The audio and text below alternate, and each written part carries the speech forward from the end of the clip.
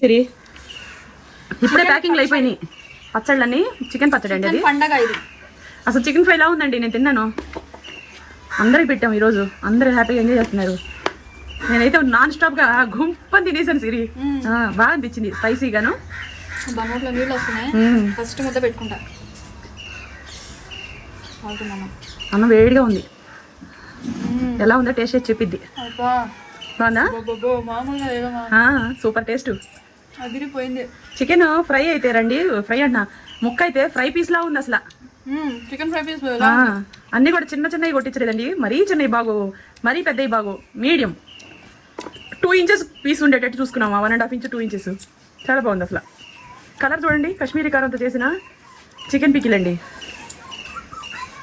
కుక్క చూసే వాళ్ళాడుతుంది పచ్చడి కోసం. పెరుగన్నం పెడితే వద్దంట. అరుపులు ఇంట్లో ఫిష్ కర్రీ వండుతున్న ఇలా చేసిద్దండి. మటన్, చికెన్, ఫిష్, ప్రాన్స్, పీతలు అన్ని పచ్చళ్ళు ఉన్నాయి. మామిడికాయ పచ్చడి ఫ్రెష్ గా పెట్టామండి. భలే ఉంది అసలు. అన్ని 15 కేజీలు పచ్చడి ఒక రోజులో పెట్టి ఎవరికంటే వాళ్ళకి పంపించేస్తాం. మళ్ళీ మరుసటి రోజు 15 కేజీలు పెడతామండి. ఇట్లా మేము మా దగ్గర స్టాక్ 80 కేజీలమ్మా. 80 కేజీలు పచ్చడి ఒక రోజులో అయిపోయింది.